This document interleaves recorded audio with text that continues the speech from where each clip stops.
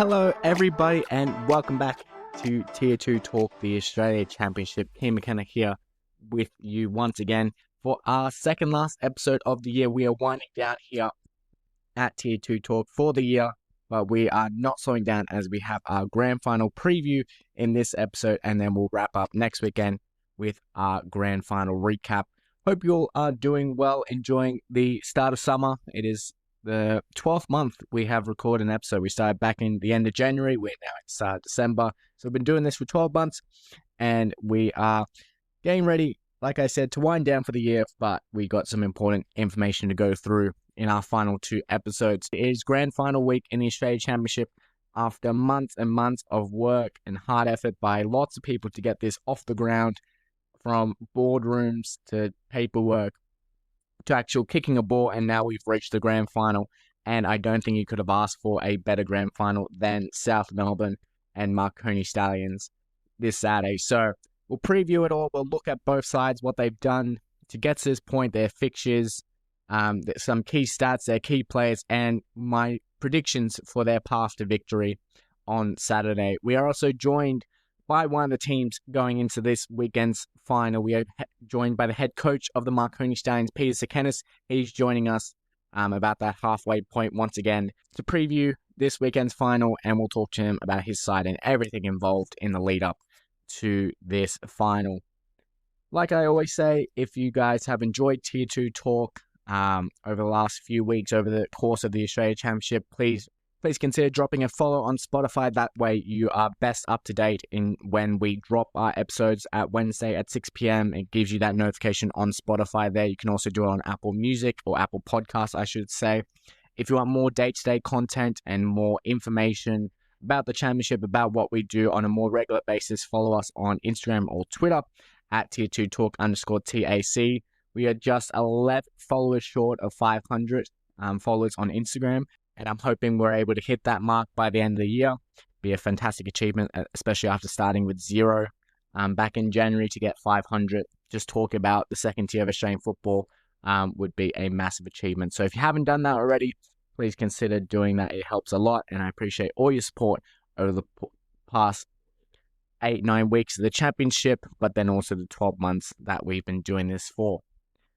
So let's get into this grand final preview. It's not going to be a super long episode as we just have the two slides to preview. We'll have that interview with Peter. It's about 20 minutes there or so. So that will help push the episode along, but also give that insight into what the Marconi Stallions are facing when they head down to Olympic Village on Saturday. So to start off with the New South Wales side, the Marconi Stallions, they're 4-time champions of Australia. One of the two teams to do that feat. The other team is South Melbourne, of course. The only two teams to play in all 28 seasons of the NSL. They now meet in the first ever meeting in a final between these two historic sides. How Marconi got to the final. They started off at Olympic Village back at the start of October. They went down to Heidelberg. They played at what would be the grand final venue, not known at the time. They did lose to Heidelberg 1-0 in a tight affair on that opening weekend. Round 2, they returned back home to Palace. They beat South Hobart 4-0 quite convincingly. Match day 3, they faced in-state rivals Wollongong Wolves. Wollongong went down to 10 men, and Marconi ran away with it with a 3-0 result there. Flipping over to the second half of the group stages, Marconi on Halloween night, they played Heidelberg in a 1-1 affair, and I think what was probably their best performance they put up in the championship. They then followed that result with a trip down to South Hobart, in where they won 2-0 there. And then on the final day of the group stages, they survived a very, very tight scare away at Wollongong. They lost 5-0 that day. If they were to lose 6-0, they would have been knocked out in the group stages. Now, they put that result aside. They went into a massive quarterfinal in a Derby d'Italia against their biggest rivals, West Appia. 1-1 it ended on the night there. They then went on and won in penalties 8-7 with James Hilton saving 3, but then also scoring the winning goal. And then last weekend, they faced Moreton City Excelsior, the Queensland Premiers. They travelled down to the Palace, and Marconi edged them out in a tight 1-0 victory with the goal from Mate Busic in that one in about the 80th minute or so.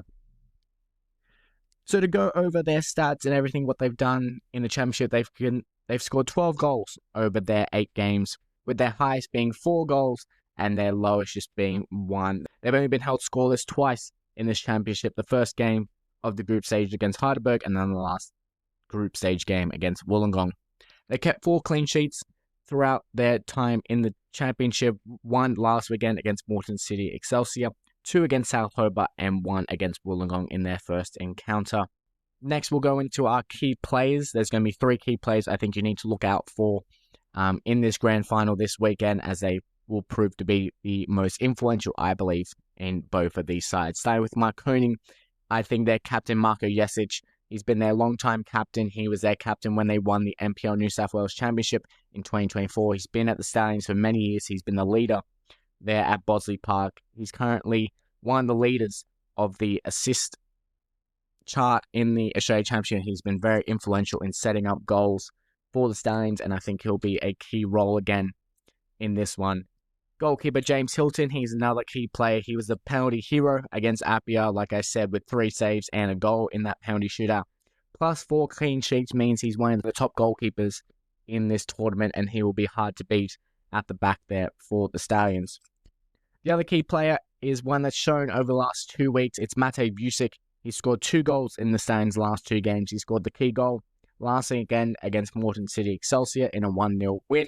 And he also scored Marconi's 1 goal against Appia in that quarterfinal. So over the last few weeks, he's been stepping up for the Stallions. He earned a spot in the starting 11 last weekend against Moreton City Excelsior. We'll see if he starts again come this weekend.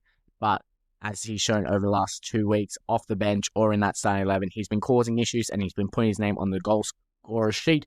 So he could be another key player there in this weekend's final. The path to victory for the Stallions in this week's grand final, if they want to be the ones to lift the inaugural Australia Championship trophy, they need to nullify South Melbourne from the set pieces. They're very good, South Melbourne, from the set pieces. If you watch South Melbourne, you know that their long throw-ins has been a key source of attacking movement for them.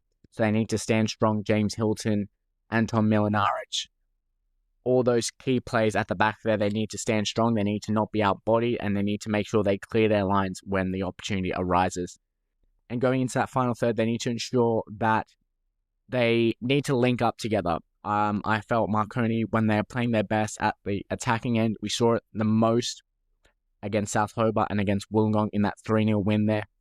Their best is when their attacking players are able to link up with one another. They're able to feed off one another, play balls in behind, let them run into it.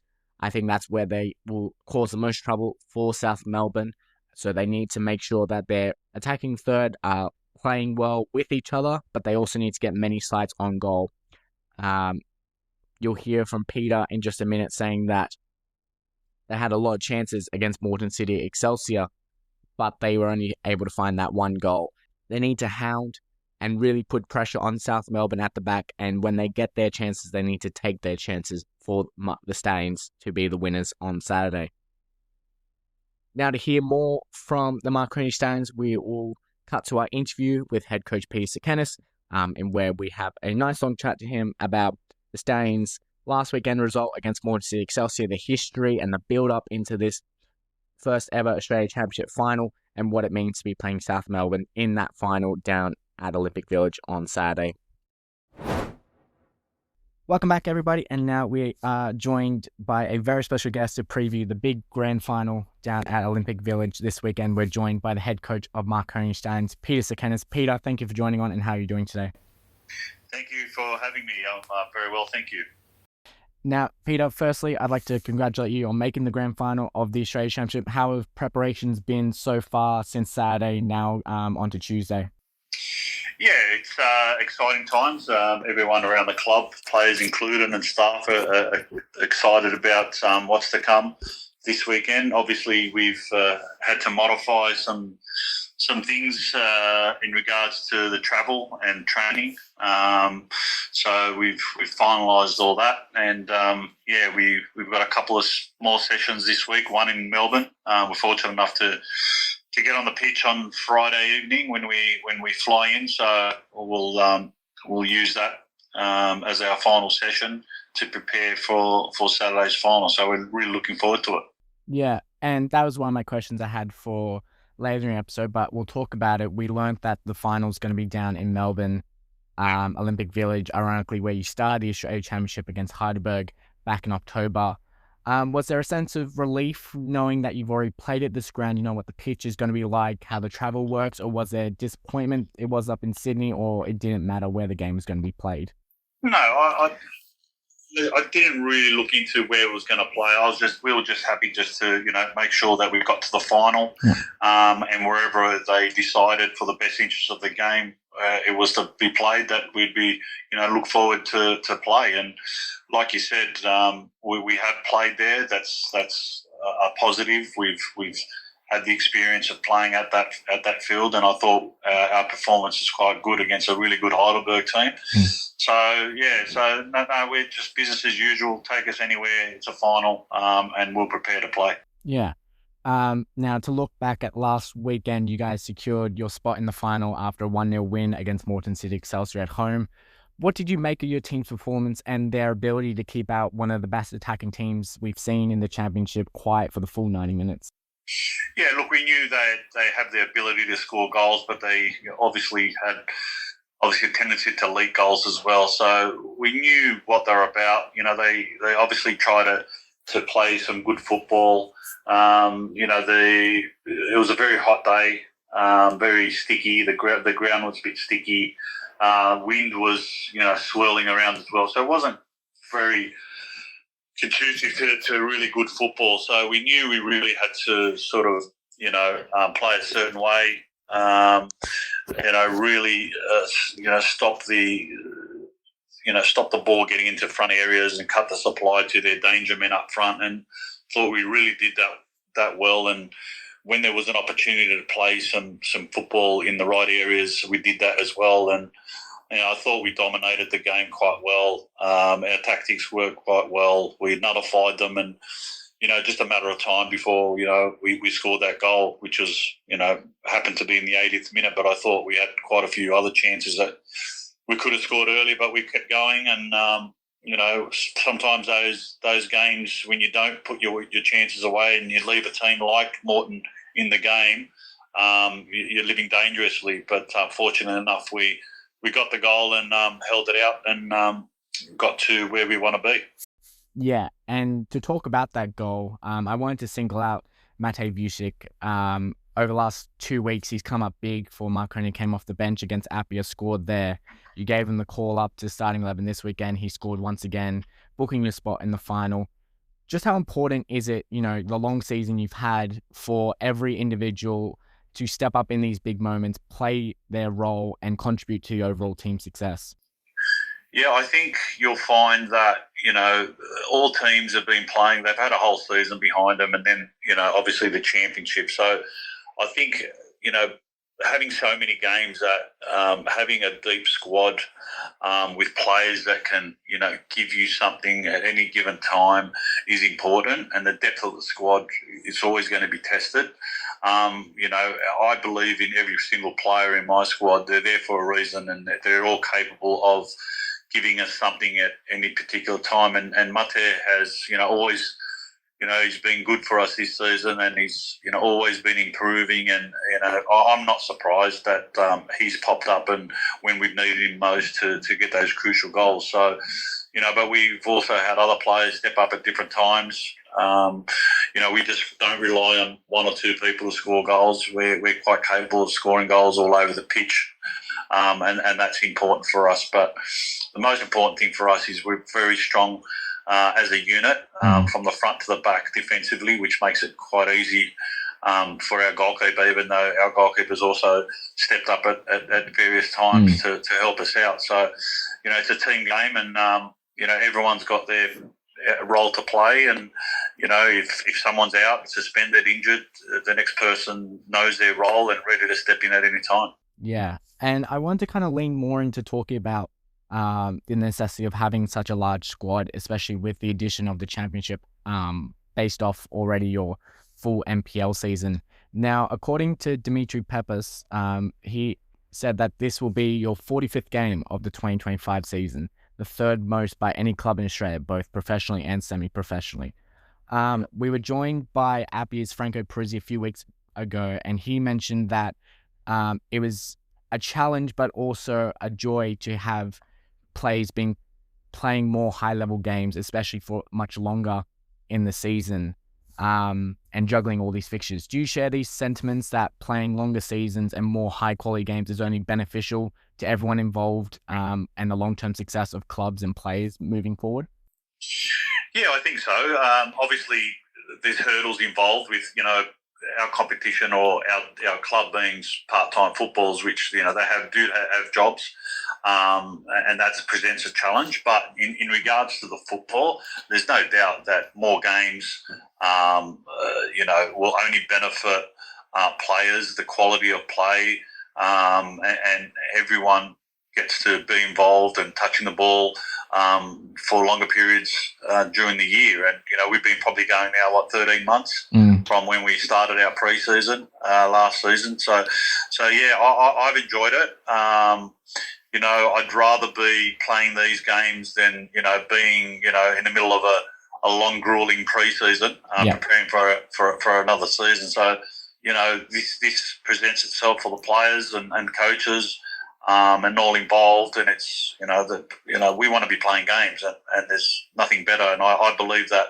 players are hardened and do improve the more they play, the more games that are given to the whole squad, which you're able to give players that wouldn't normally play that many games an opportunity to play in these games, so we can share the loads. And I think it's been fantastic, and and what it also does is shorten the wait until the next pre-season for the next NPL competition, which I think everyone takes that with both hands and enjoyed it, embraced it, and there's definitely a lot of positives in how it's progressed so far. To talk more about your tenure at Marconi at the helm, leading the Stallions, you've tasted success in the Waratah Cup and most recently the 2024 NPL New South Wales Championship.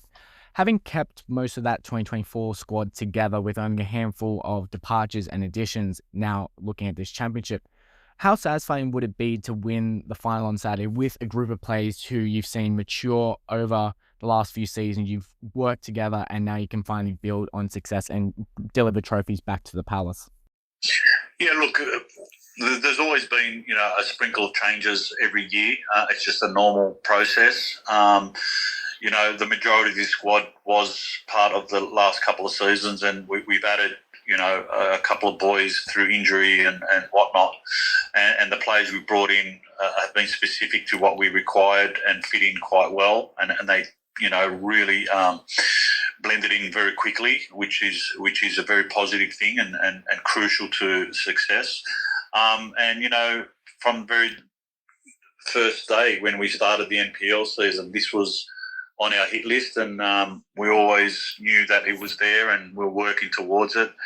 And the boys have worked extremely hard, and there'd be nothing more satisfying than this group of players who many have doubted, and obviously we had some hiccups along the way, and maybe one probably result that people remember and want to talk about, but they've taken in their stride and risen to all the challenges that have come our way since then.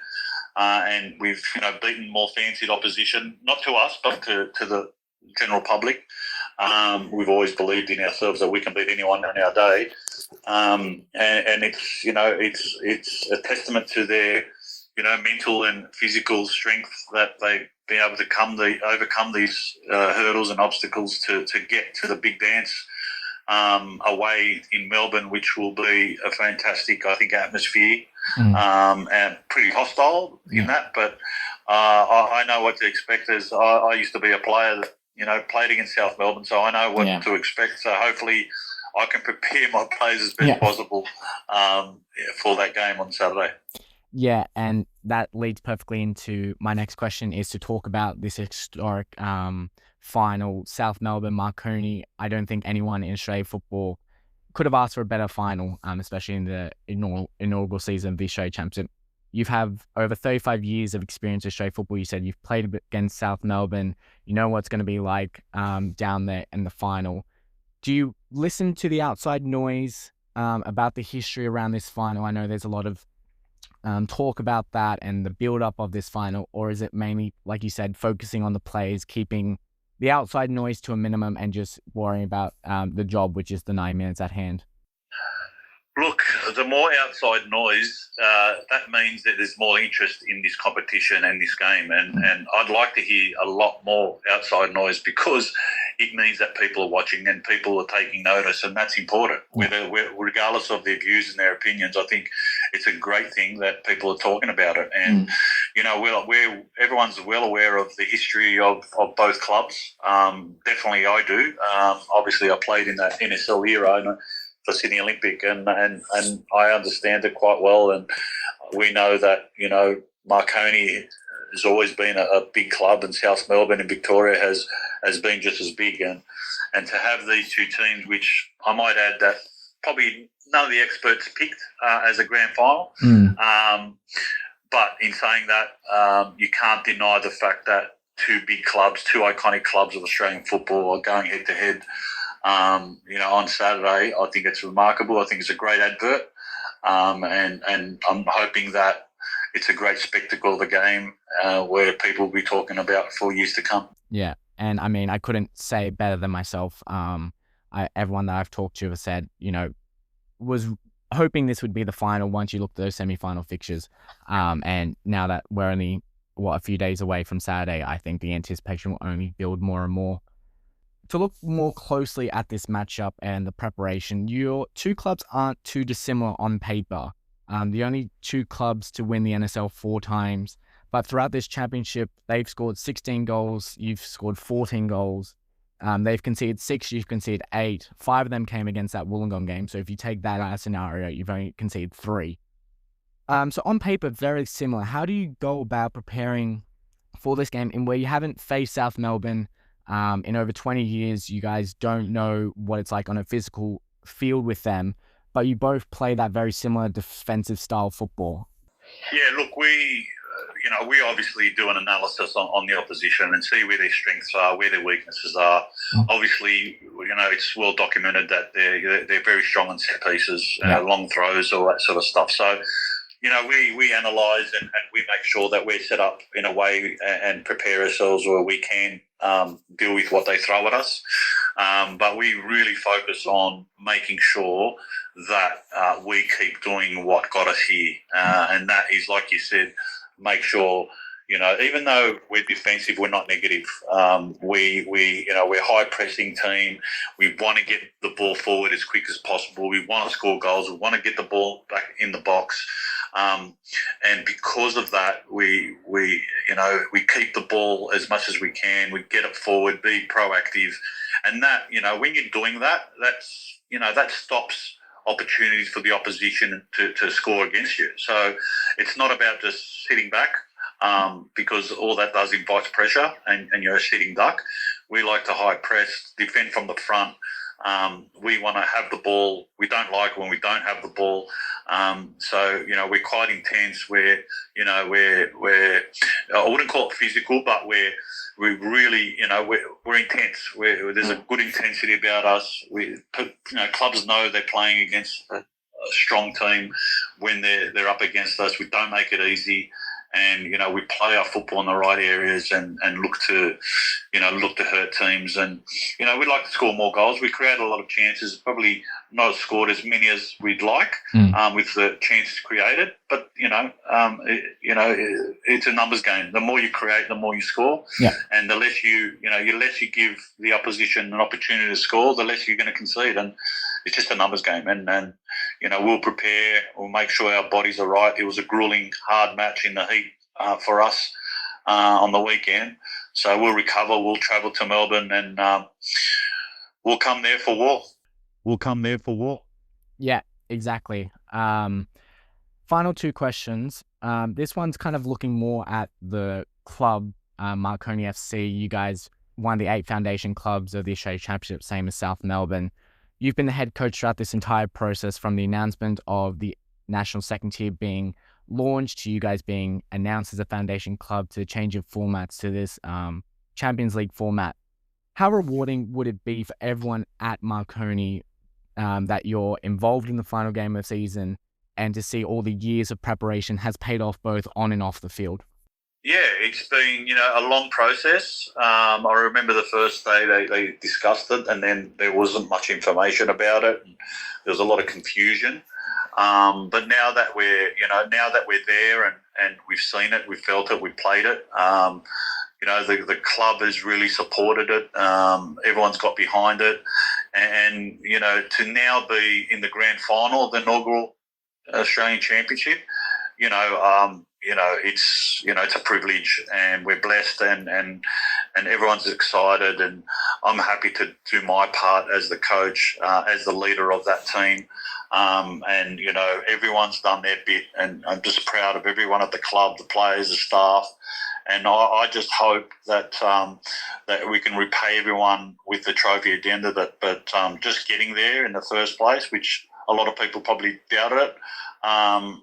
Apart from ourselves, we always believed in it. We always talked about it, and we're there, and we'll give it our best shot and try to make everyone proud, win, lose or draw. Yeah. Finally, what do you see as the deciding factor going to this weekend's final that could ultimately determine whether you get to be the first club to lift the Australia Championship by the end of Saturday's afternoon?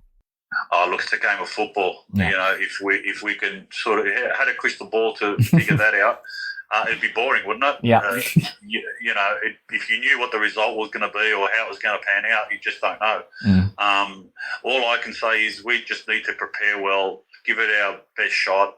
Hopefully that it's not decided by a decision that we have to go to the video and use our cards, and it's just I just hope that the team that delivers on the day, that is the best team on the day, gets the result. And if it goes against us and the other team deserves it, well, I'm happy with that. And if we do better and play better than the opposition and we get the result, then I'd prefer that than a game being decided by other elements. Yeah, no, exactly. I know I said that was final question, but the video football support system that's been announced throughout the quarterfinals, semifinals, what have you made of it? The bringing along in it, the added addition of technology. Do you see it as, like you said, it limits the games being decided by a final, like a individual moment, or is it just an added kind of annoyance having that on the sideline and worrying about that factor? I think it's a great idea, but in saying that, I probably wished it wasn't played in the quarterfinal, because we would have got a penalty that wasn't reversed, right?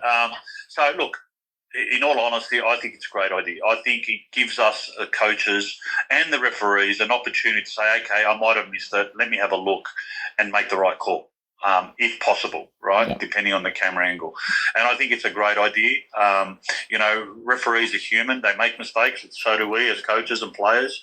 But in the best interest of the game, if we can, get a call right, or at least have an opportunity to make the right call, I think it's a great idea. I think all the coaches that I've spoken to all agree.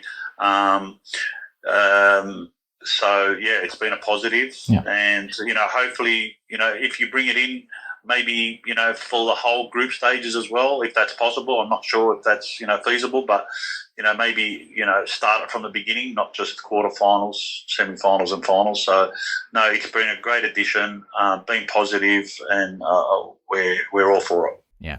Well, like you said, Peter, hopefully it doesn't come down to that this weekend. Hopefully it's just a good 9 minutes of football that, like you said, people throughout Australia will be talking about for many years to come, now that South Melbourne and Marconi are doing battle once again in the grand final. Peter, thank you very much for joining us tonight. We wish you all the best for the grand final this week, and we'll be down there in Melbourne watching all the action unfold, and we wish you all the best. Excellent. Thank you for your time. Thank you for having me. Now to look on the other side of the field, we have South Melbourne, the Hellers, the giant Greek club from Victoria. They have also made it into the Australia Championship final, one of the teams that have been pushing for a return to the national stage, and the Hellers have not given up their chance to be Australian champions once again as they make the final here. Like I said, the other team that has won 4 NSL titles, the Hellers, are undefeated, the only team to remain undefeated in this Australia Championship as we go through their fixtures. They kicked off the Australia Championship fittingly. They were in the first game. They'll be in the last game of the inaugural season. They were hosted Sydney Olympic in that opening day on October 10th. They beat Sydney Olympic 3-2 in that encounter. They then stayed at home, beating Melbourne City Excelsior, the then semi-finalists, 2-0 at Lakeside. On their first away trip of the season, I was against Broadmeadow Magic, and that was a tight 1-0 affair in where the Hellers won that one. Staying on the road, they went to Sydney Olympic in the reverse fixture of the opening Grig Derby, and they came from behind in that one. 1-0 down, late on, they scored 2 late goals to win that one, 2-1. Returning home, they faced Broadmeadow Magic, and they beat the Magic 2-0 in their final home game of the group stages before travelling up to Queensland in where it's been their only draw or only falter of the Australia Championship. It was a 3-3 draw. They were up 2 goals early in that one. Melbourne City picked them back 2. Hellers got a third. Morton got a third as well. So a 3-3 draw up on what was a wet and rainy night on Brisbane in that encounter. Moving into knockout stages, they hosted NWS Spirit in the quarterfinals and they won that one 2-0. It was a tight affair, but the Hellers never looked really in danger of losing their spot in the quarterfinals there. And then last week in a huge Greek derby, in a huge original derby, I should say, against Heidelberg, they did edge out the NPL Victoria champions and the Australia Cup finalists 1-0 with Manny Aguek scoring with his first touch of the game. He came off as a substitute and scored the goal directly from that corner.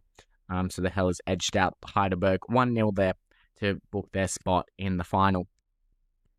Looking at their stats, they've scored 16 goals, 4 more than Marconi. They've conceded 6 goals compared to Marconi's 8, and they've kept 5 clean sheets coming against Melbourne City Excelsior, Broadmeadow Magic twice, NWS Spirit in the quarterfinal, and then Heidelberg in the semi-final. The key plays for South Melbourne going into this weekend's final is the star striker Manny Aguek. He was the NPL Victoria Golden Boot winner with Avondale. He made the trip across to South Melbourne for the Australia Championship. He scored the winning goal for the Hellers against Heidelberg, and I think he'll play a key role here in that final if given the opportunity. He scored from halfway. He scored a poacher's goal against Heidelberg, so he has a range of ways to hurt you, Aguek, and I think he could be influential, especially in that attacking final third. The next player is Namwell Banana. He's South Melbourne's number 24. He plays in that number 10 role or the attacking midfielder role for the Hellers. And I do think he has been kind of the key for the Hellers in this championship. He was suspended after receiving a straight red card in round number 2 against Melbourne City Excelsior. He then missed Broadmeadow Magic and Sydney Olympic away. I think he was back for the return fixture against Broadmeadow Magic. I'm not too sure. But he missed those 2 fixtures, and I do think South Melbourne really missed his attacking edge and his attacking link-up play when he was suspended. So I think he'll be key for them in carving up those chances on Saturday. And finally, in net, it's Harvey Lopez, 5 clean sheets. He leads the Golden Glove race in the championship. Made a huge penalty save against Heidelberg at 0-0 in the semi-final there. So Lopez has been key for South Melbourne. He's a long-time veteran of South Melbourne, and he knows what it takes to win. He was with the Hellers when they won the NPL Victoria in 2024. He's coming to 2025. He's made the championship his own. He's kept clean sheets against some of the best teams in the country. The NPL Victoria champions, the NPL New South Wales premiers, Queensland premiers, Northern New South Wales premiers. He kept clean sheets against all these top sides, and he'll be looking to do one more against Marconi in the final on Saturday. The path to victory for the Hellers in this weekend's grand final, they need to force Marconi attackers into a lot of one-on-one situations. From what I've seen of Marconi, they don't do too well when put in these one-on-one scenarios. If they are able to force them one way or dictate how Marconi play in that final third, I think the Hellers defense is strong enough to do so. And I think that will be where they need to really force Marconi into playing a different way of football to what they know. Next one, going forward, you need Namwell Banana to be on the ball as much as possible and feeding plays in behind the line, but also they need to continue to create havoc in the penalty boxes. Long throw-ins, the corners, teams don't know how to deal with that. They don't know how to force and clear their lines. And you've seen a lot of scrappy goals by South Melbourne just by the ball just being in the box, in and around it, and not be able to clear their lines. I think South Melbourne need to continue to create havoc, to continue to force scraps in tight areas where someone can just bundle the ball over the line, and that could be the key difference here as well. Now, to look at the history of this game, of this grand final, there's so much history involved in this. Even though it's a brand new tournament in the Australia Championship, these clubs have been around for 67 years, and this is what the Australia Championship was designed for. A new era, but to give historic clubs a path back to redemption. So, it's been 33 years since Marconi last won their last national title. They won that one at Parramatta back in the 1992-93 season against Adelaide City. South Melbourne, their last national title came in the 1998-1999, winning their fourth NSL title in that season. The last time these two sides met were in the 2003-2004 NSL season. It was the last season of the NSL, and it was on that day South Melbourne won against Marconi 2-0 and secured their spot in the semi-final of the NSL there. Since then, there's been the announcement of the NST was become to be the Australia Championship. It's been 54 days. It'll be 56 days by the time Saturday rolls around since the start of the Australia Championship. Both these sides played in all 26 seasons of the NSL. They played 8 games to get to this point of the tournament. They're the final 2 teams remaining, and by the end of Saturday, there'll only be one team that will be able to lift this trophy. So a lot of history and a lot of numbers to go into this game. Now, to look more specifically at Olympic Village, where this game will be hosted down in Melbourne, there's not so much stats and history that I could find regarding Marconi, but they have played at this ground most recently. They did play Heidelberg in that opening weekend, like I already said. They lost 1-0 in that scenario, but like we heard from Peter, they know the ground, they know what they're expecting. So there's that bit of familiarity for the Stallions. Of course, for South Melbourne, they have a lot of familiarity with Olympic Village. They last played there on the 26th of July against Heidelberg in what was a 1-1 draw. But interestingly enough, they haven't won at Olympic Village since February 28th, 2021, in where they beat the Burgers 1-0 on that occasion there. So it's not a fantastic stomping ground for South Melbourne, always given a good fight there by Heidelberg, but playing a different opponent, they will be hoping that they are able to overturn their luck at Olympic Village and come away with the victory there. Now, to wrap up our episode here, we went to you guys on Instagram, and I wanted to ask and find out what you guys are predicting for this weekend's final. And we got some responses, and it's fairly well split between Marconi and South Melbourne. And I think that's been kind of the consensus, is that both teams have a way to win this weekend. It's not an outright favorite, but it's going to be a close affair in this scenario. So we had some people say that Marconi was going to win. We had a 2-1 Marconi in extra time. We also had a 2-0 for Marconi as well. We had a prediction that Namuel Banana, who we talked about earlier, is going to score the winner on Saturday for South Melbourne. And we also had South Melbourne will edge over the line against Marconi in a tight one. So really interesting what you guys are saying. I'm not going to give a prediction going into this final. I know that I usually give predictions into these games, but being the big final, being the first final of the Australia Championship, I don't want to give my prediction there. But definitely we'll talk about it next week in our final episode of the year. We'll talk about the winners, what went well, what didn't go well for sides, and hopefully, like Peter said, it will be a fantastic game of football that we can talk so much about, not only next week, but also in the years and months to come. So that will wrap it up for our grand final preview. Thank you to Peter once again for joining us from Marconi Stallions to give us that insight as to what the sides are doing in preparation for this weekend's historic final. Like I always say, please remember to like, subscribe, follow on Instagram, Twitter, Spotify, Apple Podcasts, all that good stuff you guys have been doing. We are heading down to Melbourne this weekend. If you see me, you'll see the Tier 2 Talk jersey that I've been wearing every weekend. If you see me, make sure you come and say hi. I love talking to you guys at the ground and getting you guys' opinions If you're not heading down to Melbourne, make sure you're watching this game Saturday, 3 p.m. live on SBS, just the main channel on free-to-air TV, as you get to watch history unfold and hopefully a cracking game of football. Next week will be our last episode of the year, where we'll review all the grand final drama, wrap up the Australia Championship season, and conclude what has been a massive 2025 for us here at Tier 2 Talk. Thank you everybody again for listening. Hope you guys stay well. If you're down in Melbourne, hopefully I get to see you there. If not, like I said, watch this game. You're not going to want to miss it, as history comes back to life with South Melbourne and Marconi taking the stage once again in a national final, but more history to be written in these two historic clubs.